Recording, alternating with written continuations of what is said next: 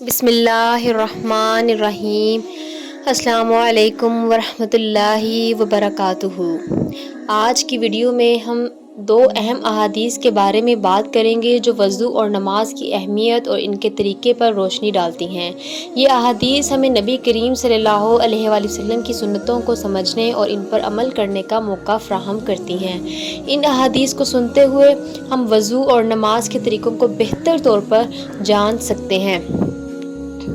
حضرت محمد صلی اللہ علیہ وآلہ وسلم میدان عرفات سے واپس ہوئے۔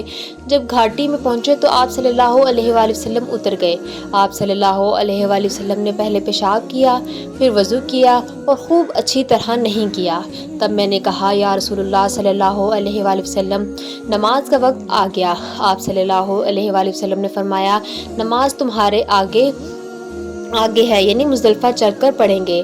جب مزدلفہ میں پہنچے تو آپ نے خوب اچھی طرح وضو کیا، پھر جماعت کھڑی کی گئی۔ آپ صلی اللہ علیہ وآلہ وسلم نے مغرب کی نماز پڑھی، پھر ہر شخص نے اپنے اونٹ کو اپنی جگہ بٹھایا، پھر عشاء کی جماعت کھڑی کی گئی اور آپ صلی اللہ علیہ وآلہ وسلم نے نماز پڑھی اور ان دونوں نمازوں کے درمیان کوئی نماز ادا نہیں کی۔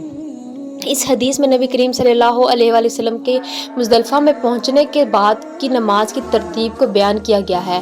جب آپ صلی اللہ علیہ وآلہ وسلم عرفات سے روانہ ہوئے تو راستے میں ہلکا سا وضو کیا۔ جب مزدلفہ پہنچے تو مکمل وضو کر کے مغرب اور عشاء کی نمازیں ادا کی اور ان کے درمیان کوئی نماز نہیں پڑھی۔ اس حدیث سے ہمیں یہ سیکھنے کو ملتا ہے کہ نماز کو اصل وقت پر ادا کرنے کا اہتمام ضروری ہے، اور بعض مقامات پر وضو اور نماز کی ترتیب میں بھی تبدیلی کی جا سکتی ہے، جیسا کہ حج کے دوران۔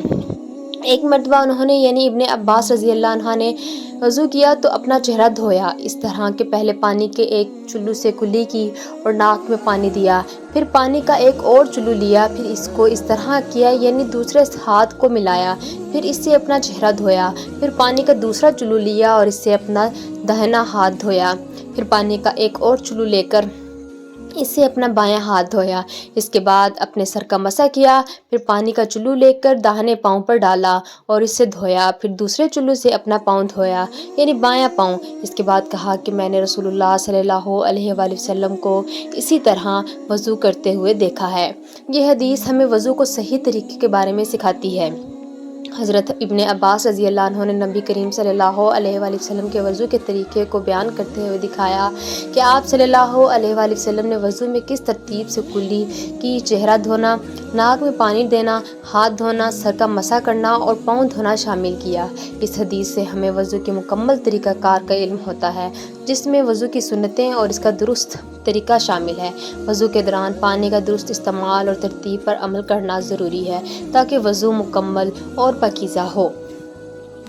تو یہ تھی آج کی احادیث۔ آخر میں ہم دعا کرتے ہیں کہ اللہ تعالی ہمیں نبی کریم صلی اللہ علیہ وآلہ وسلم کی تعلیمات پر عمل کرنے کی توفیق عطا فرمائے اور ہماری نمازوں اور وضو کے قبول فرمائے۔